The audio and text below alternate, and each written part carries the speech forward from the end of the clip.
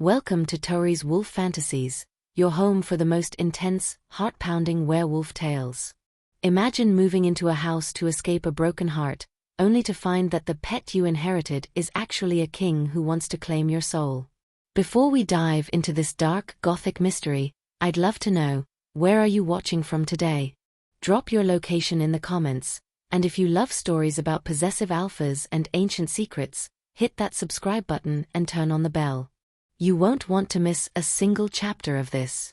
Now, let's begin. The video was only 15 seconds long. That's all it took to dismantle my life. 15 seconds of my fiancé Mark, pressed against his fitness coach in the back of a gym. It went viral in my small social circle before I even saw it.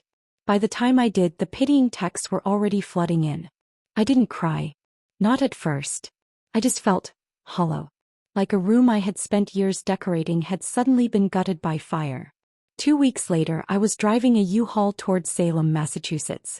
I had used the last of my savings and my wedding fund to buy a property sight unseen. The real estate agent's voice had been shaky over the phone. "It's the Ardent estate, Nora. It's historic.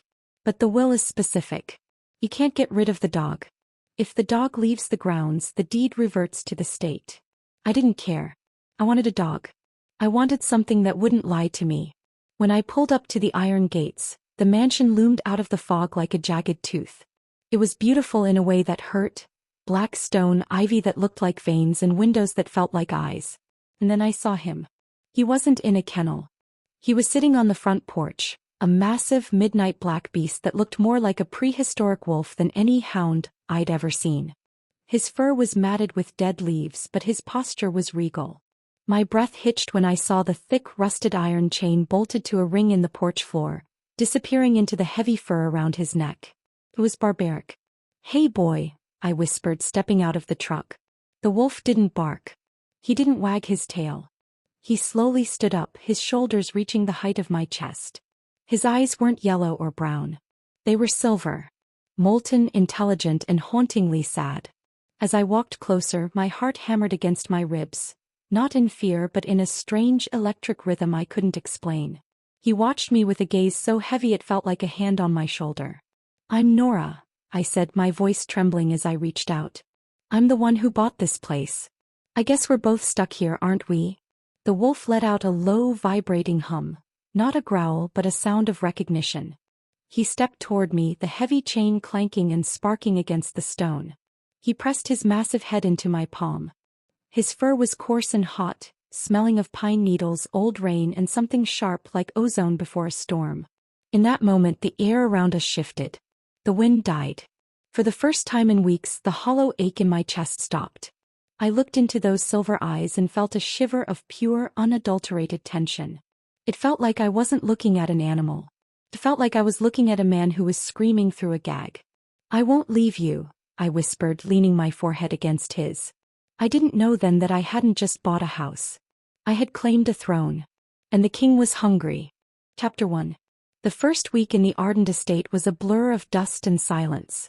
I spent my days stripping hideous floral wallpaper and my nights staring at the ceiling, listening to the clink clink clink of the chain on the porch. I called him Shadow.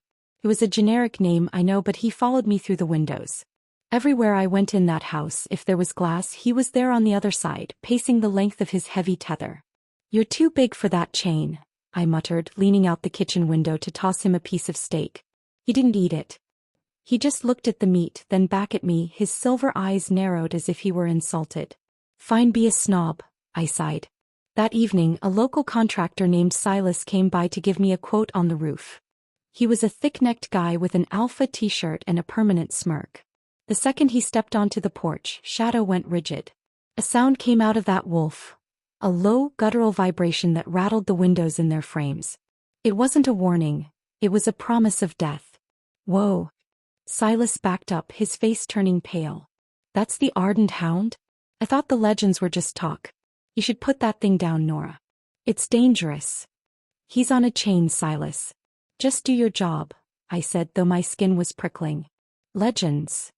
I asked later as Silas packed his tools. He looked at the wolf, then at me, lowering his voice. "They say this was the seat of the first king. The one who brought the packs together before they all slaughtered each other. My grandfather used to say the king didn't die. He waited. Locked himself in the dark. I laughed it off. It was Salem. Everyone had a ghost story. But that night the air felt thick like velvet. I couldn't sleep. I put on a silk slip, a remnant of the life I'd left behind, and went downstairs to get some water. The back door was cracked open. Panic flared. I knew I had locked it. I grabbed a heavy glass vase, my heart thumping a frantic tattoo. I stepped onto the porch, the cold night air biting at my bare shoulders. The chain was there. The iron collar was there, lying empty on the stone. But the wolf was gone. Shadow. I called out, my voice small. His name is not Shadow. The voice was like velvet dragged over gravel. It came from the shadows of the giant oak tree at the edge of the porch. A man stepped into the moonlight. He was tall enough that I had to crane my neck. His skin was the color of bronze and his hair was a chaotic mane of black silk. He was bare-chested, his muscles corded and powerful, moving with a grace that made my stomach do a slow, dizzying flip. But it was his eyes that stopped my heart. Silver. Molten silver. On his chest, right over his heart, was a birthmark, a jagged, dark crown. "Who are you?" I gasped, the vase slipping from my hand and shattering on the stone. He stepped closer, invading my space until I could feel the heat radiating off his skin. He smelled exactly like the wolf, pine, rain, and power. He reached out, his long fingers grazing the side of my neck. His touch felt like a live wire, sending sparks straight to my core. "I am the master of this house," he whispered, his gaze dropping to my lips. "And you, Nora Bennett, you are the one who woke me." My breath hitched. I should have run. I should have screamed. But his scent was wrapping around me, drugging my senses. "The wolf," I stammered. "Is me," he said, his thumb brushing my lower lip, pulling it down just enough to expose my teeth. "I am Lucien Ardent. And you shouldn't have come here if you weren't prepared to be kept." I looked down and saw the heavy iron chain. It wasn't bolted to his neck anymore. It was wrapped around his wrist, trailing down to the floor. He wasn't the guardian. He was the prisoner. And I held the key. The silence between us was heavy, thick enough to drown in. Lucien's hand stayed on my neck, his palm calloused and impossibly hot against my skin. I should have felt terrified. A strange, half-naked man was standing on my porch claiming to be a beast, but my body was betraying me. Every nerve ending was screaming, drawn to his heat like a moth to a flame. "You're shaking," Lucien murmured. His silver eyes tracked a stray tear that hadn't even fallen yet. "Is it the cold or is it me?" You're supposed to be a dog," I managed to choke out, finding a spark of my old fire. "I bought a house with a pet, not a man who breaks into my personal space." Lucien's lips curled into a dry, humorless smile.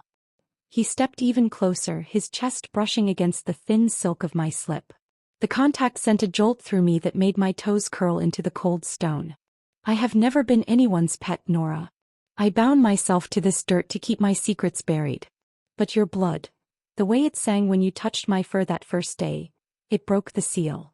He lifted his wrist, the heavy iron chain clashing with a melodic, haunting ring. "The house is mine. The grounds are mine. And by the old laws, the one who dwells within my walls belongs to the pack."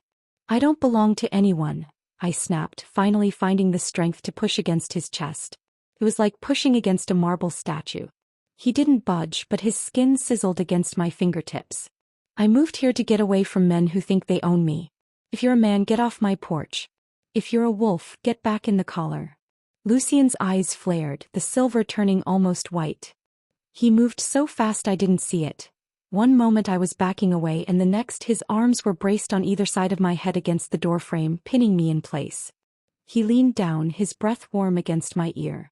"Modern men have forgotten how to treat a treasure," he growled, the sound vibrating deep in his chest. "They cheat. They lie. They hide behind screens. I do none of those things. I am a king, Nora. And a king protects what is his." His nose brushed against the sensitive skin of my throat, inhaling deeply. I felt a treacherous shiver race down my spine. The way he smelled, it wasn't like cologne or soap. It was primal. It was the smell of a forest at midnight, of ancient power and a hunger that had been suppressed for centuries. "You're trespassing," I whispered, though my voice had no conviction. I am home, he corrected. He pulled back just an inch, his gaze dropping to my mouth. The tension was a living thing between us, a cord pulled so tight it was vibrating. For a heartbeat I thought he was going to kiss me. I wanted him to. I wanted to know if his lips were as hot as his skin. But he just stepped back, the chain rattling as it trailed behind him. Fix your house, Nora. Sleep in your bed. But know that while you are under this roof, you are under my claim. No other alpha will touch you. Not while I draw breath. He turned and leaped off the porch, shifting midair. One moment he was a man, and the next the massive black wolf was landing silently on the grass, the iron collar snapping back onto his neck as if by magic. I stood there, clutching my silk slip to my chest, my heart racing. I looked at the broken vase on the floor and the empty space where the man had been. The next morning, the fiancé I had tried to forget called me. Nora, baby, listen. Mark's voice sounded tinny and pathetic over the speaker. The video was a misunderstanding. I was stressed.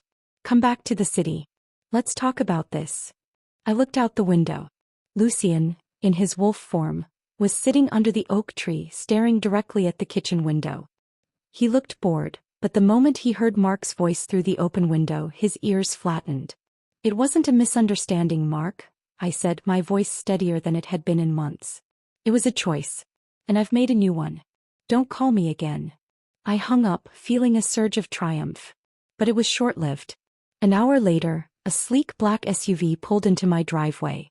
3 men stepped out. They weren't contractors and they weren't locals. They wore expensive suits, but they walked with the same predatory grace Lucien had. The man in the lead had golden hair and eyes that looked like ice. He stopped at the gate, looking up at the mansion with a sneer. So, the man called out, his voice carrying easily. The legend is true. The ardent ghost has a new roommate. Shadow. Lucien stood up slowly. He didn't growl. He just waited.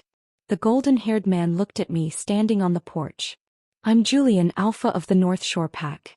You've got something that doesn't belong to you, sweetheart. That hound is a relic. He belongs in a cage or he belongs to the council. And you look like you need a real alpha to show you how things work in this century. He started to unbutton his suit jacket, his eyes fixed on me with a look that made my skin crawl. It wasn't interest, it was hunger for power. Before he could take another step, the air pressure seemed to drop. Lucien didn't shift this time. He just barked. A sound so loud it felt like a physical blow. The earth beneath the SUV cracked. The 3 men froze. I stepped to the edge of the porch, my hands gripping the railing. He's not a relic, I shouted, my voice echoing. And I'm not interested in your pack. Get off my property. Julian laughed, a sharp, ugly sound. Property? You think a piece of paper makes this yours? We've waited generations for the Ardent line to stay dead. If the king is back, we'll just have to kill him again. And we'll take his little interior designer as a trophy.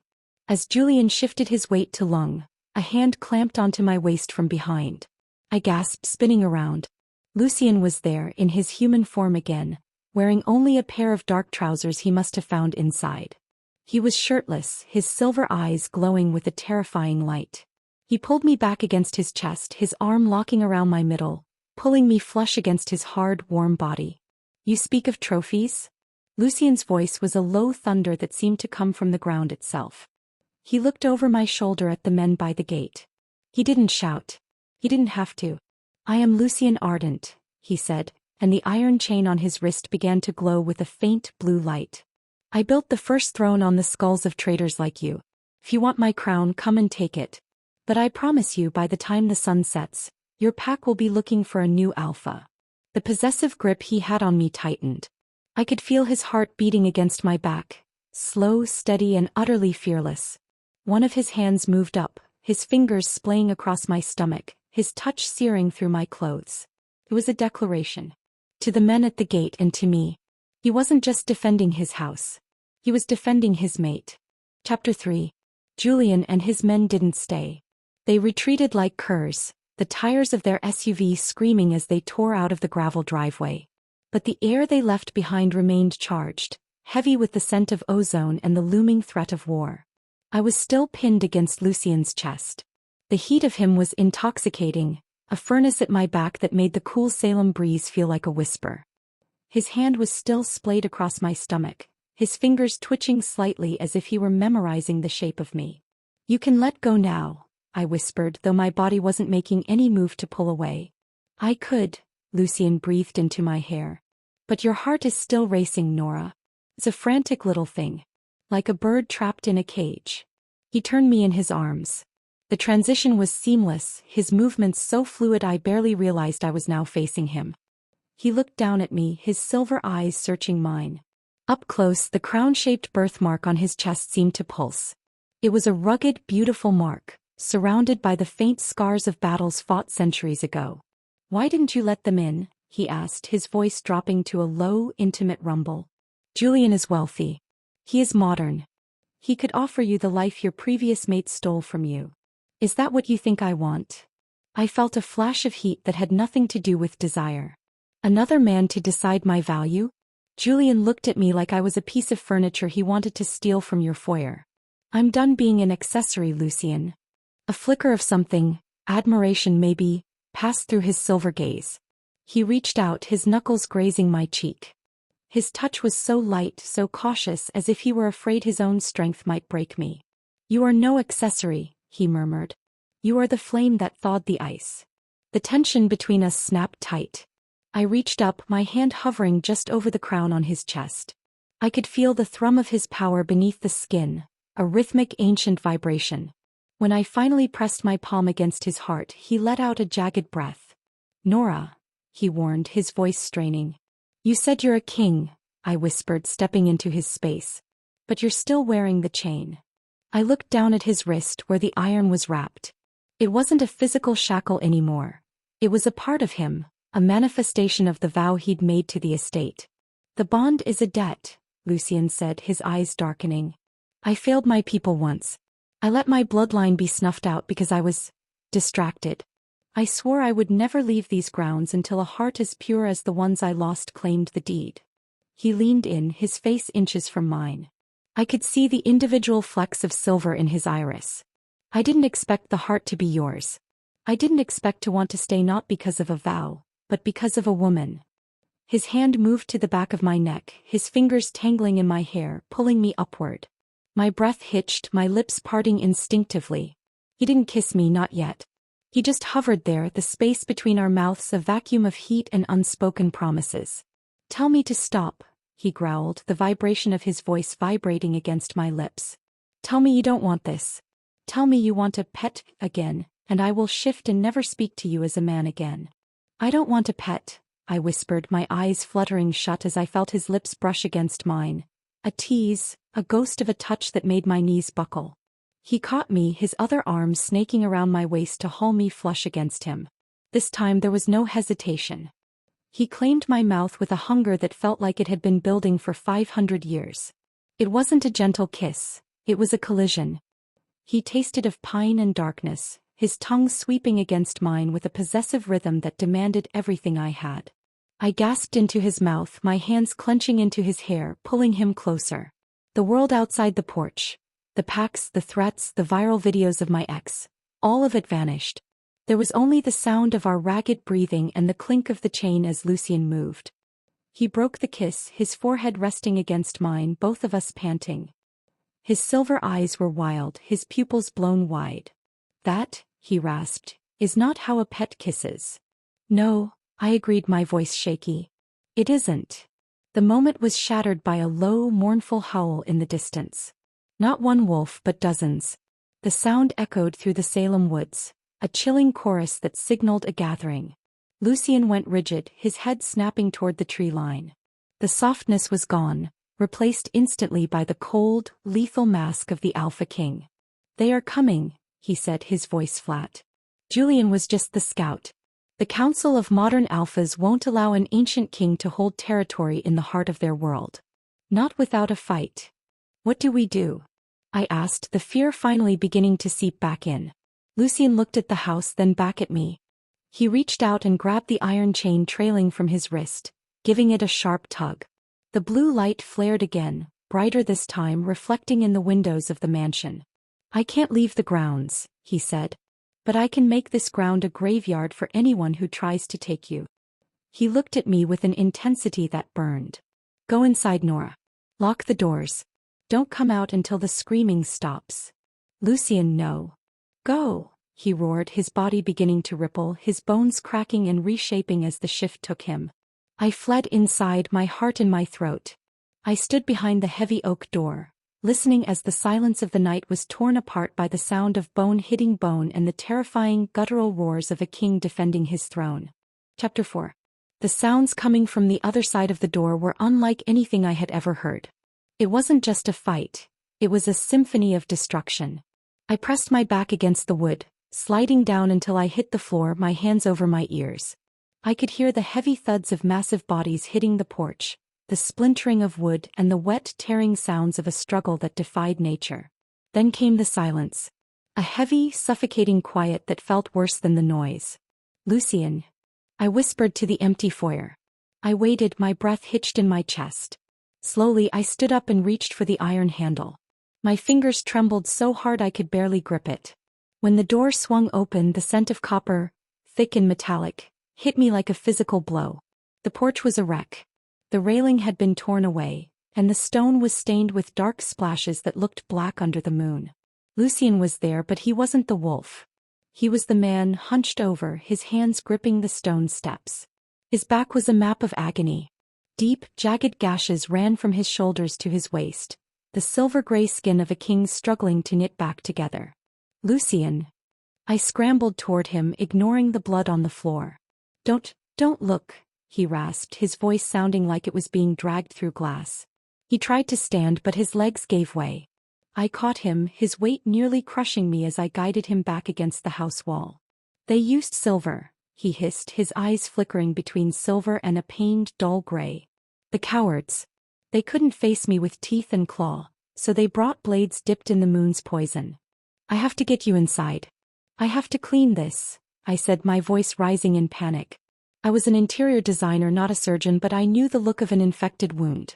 The edges of his gashes were turning a sickly charcoal color. I am fine, Nora. I have endured worse, he lied, even as his head lolled back against the stone. Shut up, Lucien. You're a king, not a god, I snapped. The fear had turned into a cold, sharp focus. I hooked his arm over my shoulder and heaved. With a groan that vibrated through my own bones, he managed to find his footing. I dragged him into the kitchen, the most practical place with light and water. I helped him sit on the floor, his back leaning against the wooden cabinets I had spent all week sanding. He looked out of place in my modern world, a primitive force of nature bleeding out next to my designer toaster. I grabbed my first aid kit, towels and a bowl of warm water. When I peeled away the remnants of his trousers to get to the wounds on his hips, I saw it. The iron chain on his wrist was glowing a frantic, pulsating red. The chain. It's reacting to the silver, I realized, my hand hovering over the metal. It's the house, Lucien whispered, his eyes closed. The estate is trying to pull the poison out, but it's tied to my life force. If the silver wins, the bond breaks. The house dies. I die. Not on my watch, I muttered. I began to wash the wounds. Every time the cloth touched his skin, he hissed, his muscles jumping under my hands. The sensual tension from earlier hadn't disappeared. It had mutated into something more raw. I was touching him out of necessity, but the feel of his skin, the heat, the power, even the slickness of his blood, made my heart hammer a frantic rhythm. I leaned in close, my breath ghosting over his shoulder as I tried to pick out a shard of silver buried deep in his muscle. You're remarkably brave for a human who was crying over a video 2 weeks ago, he murmured, a ghost of a smile touching his bloodied lips. I wasn't crying over the video, I said, my voice low as I gripped the shard with tweezers. I was crying because I thought I was small. I thought I was something people could just throw away. I pulled. The silver shard came out with a hiss of steam. Lucien let out a choked roar, his hand flying back to grip my thigh, his fingers digging into my skin with bruising force.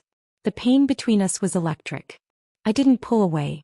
I leaned forward, my chest brushing his back, my face inches from his neck. You're not throwing me away, Lucien. And I'm not letting you go. He turned his head, his silver eyes locking onto mine. The gray was fading, the silver returning with a vengeance. He looked at me with a hunger that wasn't about blood or territory. It was about us. Nora, he groaned, his hand sliding up my leg to my hip, pulling me closer until I was kneeling between his knees. The air in the kitchen was stifling. Outside, the fog was pressing against the windows, but inside, it was a fever dream. His hands were large, stained with the battle, but they were the only things that felt real. He reached up, his thumb brushing over my cheek, leaving a smear of red that felt like a brand. "If I survive tonight," he whispered, his gaze dropping to my lips, "I am going to make you regret ever thinking you were small." "Survive first," I whispered back, my heart leaping. The moment was broken by a loud, authoritative knock at the front door. Not a scratch or a roar, but a human knock. I froze. Lucien's eyes narrowed, his body tensing for a fight he wasn't ready for. "Nora Bennett?" A woman's voice called out from the porch. "This is Detective Miller with the Salem PD. We had reports of animal disturbances. I need you to open the door." Lucien looked at the chain on his wrist, then at me. If the police came in and saw a half-naked, bleeding man with a birthmark like a crown and a glowing iron chain, my fresh start was over. "Stay here," I whispered. "Don't make a sound." I stood up, smoothed my hair and walked toward the door, my skin still buzzing from his touch. I opened it just a crack, seeing a sharp-featured woman in a trench coat. Behind her, in the driveway, sat Julien's black SUV. He hadn't left. He had called the cops. He was playing the modern game, trying to use human laws to flush the king out into the open. "Is there a problem, detective?" I asked, my voice as cold as the stone outside. "We had reports of a large, dangerous dog attacking visitors," Miller said, her eyes trying to peer past me. "And some screaming. My dog is a guardian, detective. He was protecting me from trespassers who didn't know when to leave. As for the screaming, that was me. I'm an interior designer. I saw a spider." Miller didn't blink. "I'm going to need to see the animal, Nora. And I'm going to need to see the rest of the house." From the kitchen, I heard the faint, unmistakable clink of an iron chain hitting the floor. Chapter 5. The air in the foyer turned to ice. Detective Miller's hand moved instinctively toward the holster at her hip, her eyes narrowing as the clink-clink of the chain grew louder, echoing off the high Gothic ceilings. "Step aside, Miss Bennett," Miller commanded. "Detective, please, it's late, Anne." The kitchen door swung open. I held my breath, expecting to see a bleeding, half-conscious Lucien. Instead, he stepped into the hallway with the effortless, predatory grace of a man who had never known a day of weakness in his life. He had washed the blood from his chest, and though the deep gashes were still visible, they were no longer charcoal. They were closing, the silver-gray skin puckering into jagged, honorable scars. He was wearing a clean white shirt of mine that was 3 sizes too small, the buttons straining against his chest, the sleeves pushed up to reveal the iron chain wrapped like a decorative cuff around his wrist. "Is there an issue, officer?" Lucien's voice was deep, smooth, and lacked any hint of the rasp I'd heard moments ago. Miller froze. She looked at Lucien, his height, his silver eyes, the raw power rolling off him, and her professional mask flickered. "And you are?" "Lucien Ardent," he said, stepping up behind me. He placed a hand on the small of my back, his touch possessive and searingly hot. "The owner of the estate. Nora is my ward. And my partner. I was told this property was purchased by a single woman," Miller said, her gaze darting to the SUV in the driveway where Julien sat, watching like a vulture. "The deed is in my name," I cut in, finding my footing. "Lucien is the guardian mentioned in the will. I think there's been a misunderstanding. The dog Julien reported is actually a very large, very protective breed that doesn't like intruders. My partner was just dealing with the aftermath." Lucien leaned down, his lips brushing my ear as he looked at Miller. "If the North Shore Pack wants to use the human police to do their dirty work, they should at least provide a better witness. Julien was trespassing. I'd be happy to file a counter-report." Miller looked between the two of us. She wasn't a wolf, but she wasn't stupid. She could feel the tension, the kind that didn't come from a normal domestic dispute. She saw the way Lucien looked at me, like he was 1 second away from tearing the world apart to keep me behind him. "Keep your dog on a shorter leash, Mr. Ardent," she said finally, though her voice lacked conviction. "And stay on your side of the fence. I don't want to come back here." She turned and marched back to her car. I watched as she spoke to Julien, who slammed his hand against the steering wheel before the SUV roared out of the driveway. The second the door was shut, Lucien's strength evaporated. He leaned heavily against the wall, his breathing turning ragged again. That shirt, he managed, a ghost of a smirk on his face. It smells like your perfume. It's distracting. You're an idiot, I whispered, though I was smiling. I led him up the grand staircase. We couldn't stay in the kitchen. The house felt exposed now. I took him to the primary bedroom, my sanctuary. The room was bathed in the silver light of the moon. I helped him onto the bed, the silk sheets a stark contrast to his rugged, scarred body. As I sat beside him to finish bandaging his back, the silence of the room became heavy with a different kind of tension. The adrenaline of the fight was gone, replaced by a deep, pulsing awareness. Why did you call me your partner? I asked softly, my fingers tracing the edge of a scar. Lucien turned, catching my hand. He pulled it to his lips, his gaze never leaving mine. Because a king does not have a ward. He has a queen. And I have spent 5 centuries waiting for someone who would look at my scars and not turn away. He sat up, the movement bringing us so close our knees touched. He reached out, his hand tangling in my hair, his thumb tracing the line of my jaw. Nora, you came here to be alone. You came here to prove you didn't need anyone. Do you still want that? My heart was thundering. I looked at the man who had shifted into a beast to protect me, the man who was currently bound to a house but wanted to give me the world. I don't need a fiancé who cheats. I don't need a boss who overlooks me. I leaned in, my voice dropping to a breathy whisper. But I think I need a king. Lucien didn't wait. He leaned forward, his mouth finding mine in a kiss that was slow, deep, and devastatingly tender.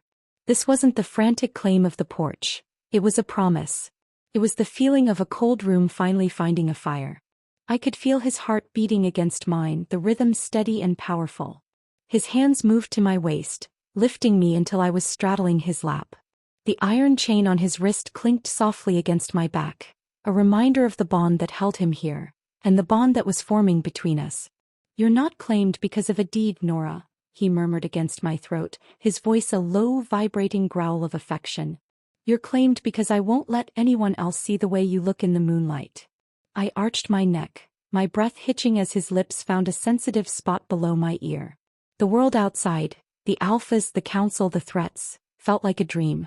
They won't stop, will they? I asked, my hands clutched in his hair.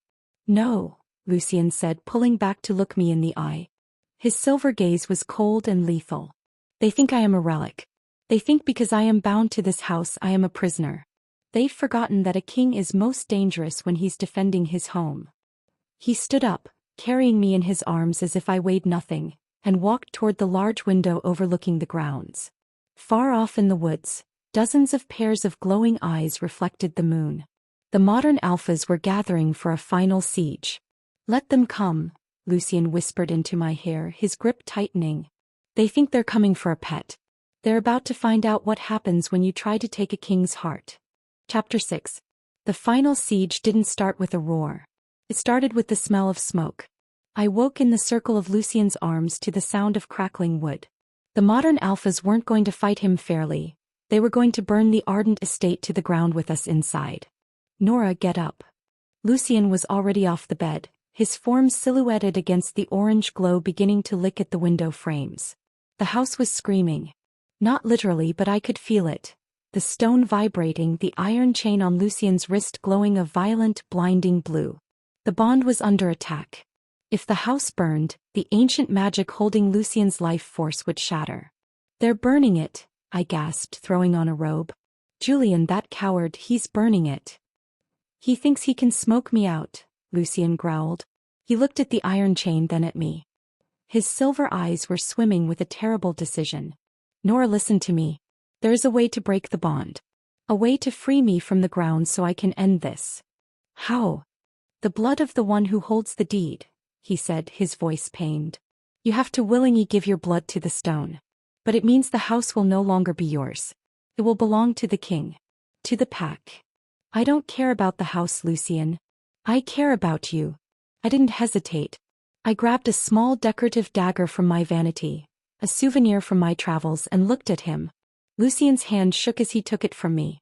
He didn't want to hurt me, but the smoke was thickening, filling the room with the scent of pine and death.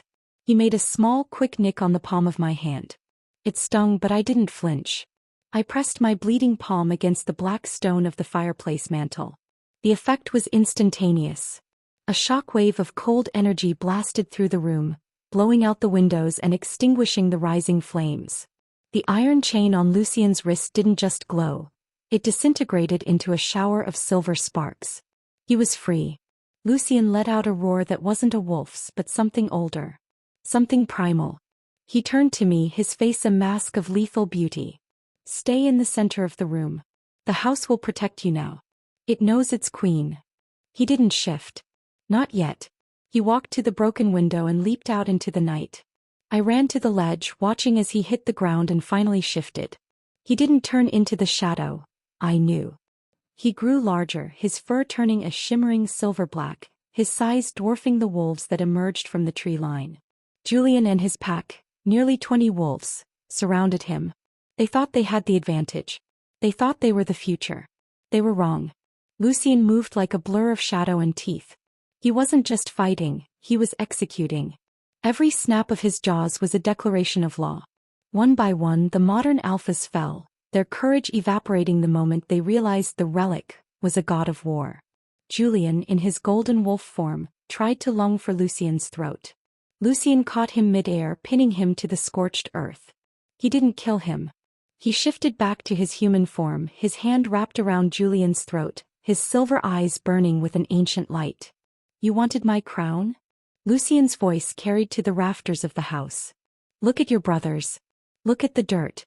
This is the only throne you will ever have. He flung Julien aside like trash. The remaining wolves whimpered, dropping to their bellies, their tails tucked. The challenge was over. The king had returned. An hour later, the sun began to peek over the Salem horizon, painting the charred grass in shades of gold. The fires were out. The rival packs were gone, scattered to the winds. Lucien walked back into the bedroom. He was covered in soot and blood, his chest heaving. He looked at me standing by the bed, and for the first time, I saw a flicker of fear in his eyes. The house is no longer yours, Nora, he said quietly. The bond is broken. You are free to leave. You can go back to the city. You can start over without the ghosts. I looked around at the ruined room, then at the man who had fought a world for me. I walked over to him, stepping over the ashes, and took his hands in mine. You really are an idiot, aren't you? I whispered. I pulled his hands to my waist, leaning my forehead against his. I didn't buy this house for the stone, Lucien. I bought it because I was looking for something real. I found it. Lucien's breath hitched. He pulled me into a kiss that tasted of victory and new beginnings. It was deep, possessive, and warm, the kind of kiss that didn't just claim a territory but an entire future. The town will talk, he murmured against my lips, his hands sliding up to cup my face. They'll say the interior designer has a pet she can't control. I laughed, the sound bright against the morning air. Let them talk. I've always preferred a king over a pet anyway. He picked me up, his silver eyes glowing with a soft, eternal light. As he carried me toward the balcony to look out over our kingdom, I realized my fresh start hadn't been about moving to a new place. It had been about finding the person who made me feel like I didn't have to hide. The Ardent estate was a wreck. The garden was scorched. But as Lucien held me, fiercely and devotedly, I knew one thing for certain. The house didn't come with a leash. And neither did I. Thank you so much for listening to The Alpha Who Refused to Stay on a Leash here on Tori's Wolf Fantasies.